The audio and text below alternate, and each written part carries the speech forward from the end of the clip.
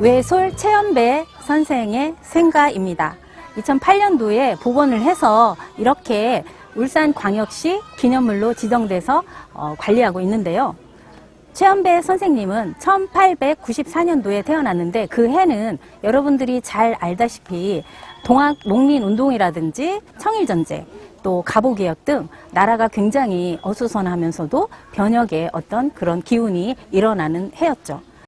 그때 태어난 외솔 선생님은 서당에 다니다가 그 이후에 지금의 병영초 사립 일신학교에서 신식 교육을 받게 됩니다. 그리고 서울의 관립 한성고에 다니게 되는데 그때 주시경 선생님이 개설한 국어 강수본에 다니게 돼요. 그런데 그곳에서 주시경 선생님은 우리가 보통 한글의 대중화를 이끌었던 분이다라고 알고 있죠. 그분의 민족주의적 그 언어관에 아주 크게 감명을 받고 나도 이 길로 가야 되겠다라고 결심을 했다는 그런 나중에 회상이 있습니다. 이 주변에 보니까 또 소나무가 또 많이 심어져 있네요. 외솔이라는 뜻은 소나무, 늘 변함없이 지조를 지키고 한결같은 그런 마음을 담은 소나무를 표현한 호라고 하는데요. 최연배 선생님에 대해서 좀 더 자세히 알아보기 위해서 기념관으로 가보겠습니다.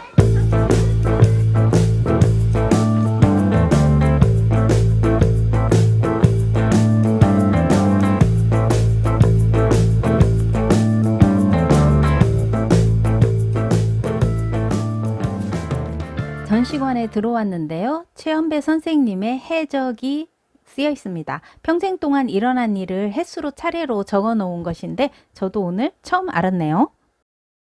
이 공간은 외솔 선생님이 우리 말글을 어떻게 만났는지 알 수가 있는데요.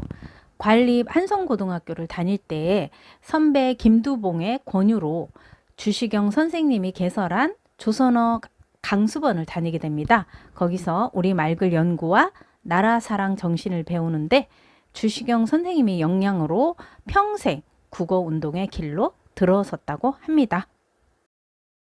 그때 받은 수료증이나 졸업장이 있네요. 외솔 최연배 선생님은 1915년 관비 유학생으로 뽑혀서 히로시마 사범대학을 가게 되는데 일제 정책에 따라서 돌아오면은 관립학교에 근무해야 되지만은 건강상의 이유를 들어서 거절하고 고향에 있다가 동네 고등 보통학교에서 직접 만든 교재로 우리 말글을 가르치게 됩니다. 바로 그것이 우리 말본의 초고가 되었다고 합니다. 외솔은 독립을 위해 사회가 변화해야 되는데 그 역할을 하기 위해서 내가 좀 더 배워와야 되겠다라고 고민한 끝에 1922년 다시 유학을 가는데요. 교토대 문학부 철학과에 입학해서 본격적으로 교육학을 전공을 하는데 교육만이 불평등을 해소할 수 있다라고 하는 페스탈로찌의 생각에 감명을 받고 나도 조선의 페스탈로찌가 되겠다라고 하는 포부를 가지고 학문에 정진합니다. 그는 교토대 4년, 대학원 1년을 마치고 귀국을 하게 됩니다. 외솔 선생의 대표 문법 서적 우리 말본이 있는데요. 원고를 항아리에 넣어놓고 혹시 불에 타지 않을까 걱정하면서 필요시에 꺼내서 수정하고 깁고 고치고 이렇게 17년 동안이나 해서 1937년 드디어 완성을 했다고 합니다. 유학에서 돌아온 외솔 선생님은 연희전문대 교수가 되는데요. 조선어 사전 편찬회의 준비위원으로 활동을 하는데 한글 맞춤법 통일안, 표준어 사정, 외래어 표기법 제정에 핵심적 역할을 합니다.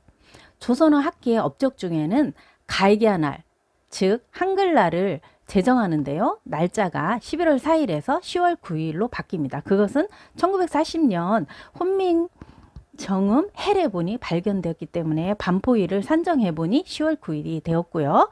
조선어 학회도 한글 학회로 바뀝니다. 외솔은 민족주의 계열 단체 흥업구락부에 가입해서 활동을 하고 우리 말본을 완성해서 주시경 선생의 문법 연구를 계승하는데 우리 말본은 해방 후에 가장 잘 팔리는 책 중에 하나였다고 하네요. 그리고 1934년 조선어 학회의 한글 맞춤법 통일안에 따라서 중등 조선 말본을 만드는데 국어 문법 교육에 힘을 씁니다. 이것은 다시 개정판 중등 말본으로 발행이 돼서 문법 교과서로 널리 사용되니 결국은 우리 말글을 지켜내게 되죠.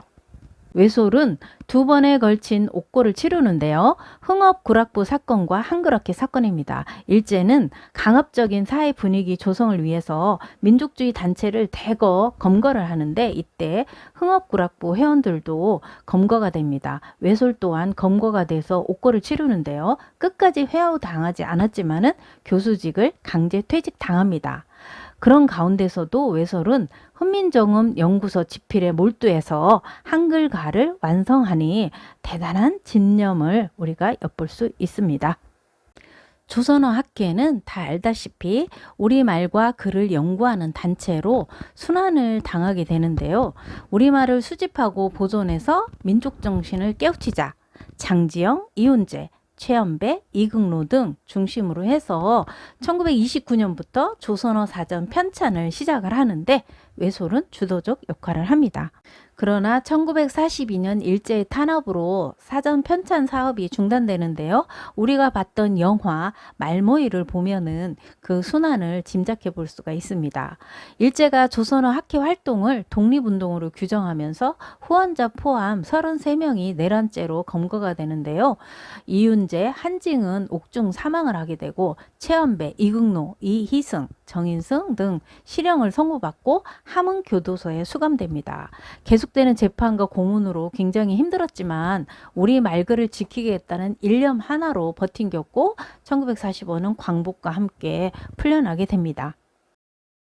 네, 여기 보면은 함흥지방법원의 판결 결정문이 있는데 조선어 사전을 만든다는 것은 민족 독립운동의 일환이라 치안유지법 위반죄라는 내용이 들어있다고 합니다.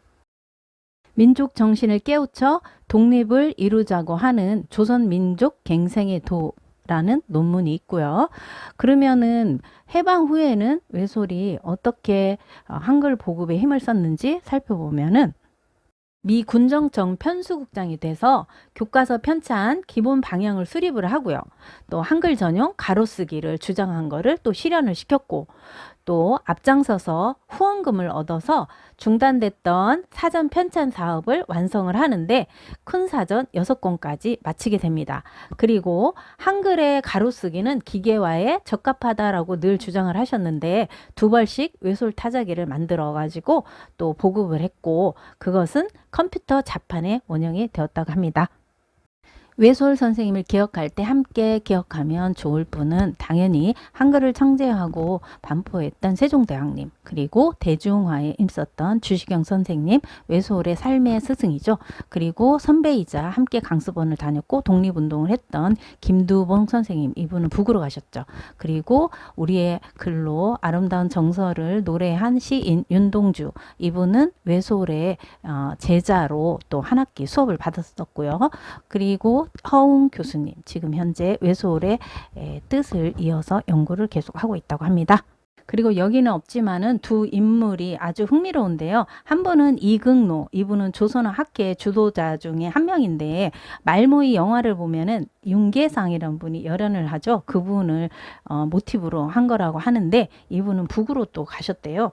그리고 최동식 이 교수님은 외솔의 손자로 외솔 타자기를 만드신 분인데 오래전부터 초전도체에 대해서 연구를 하고 주장했던 분으로 작년에 그의 제자들이 초전도체 신물질을 발견했다. 이래서 세계가 아주 뜨겁게 달궈졌던 기억이 있습니다. 최연배 선생님에 대해서 알아보았는데요. 정리하자면은 우리 지역 출신 최연배 선생님은 독립운동가이자 한글학자이셨다. 더불어서 요즘에는 시조 시인으로도 연구를 많이 하고 계신다. 이렇게 알면 되겠습니다.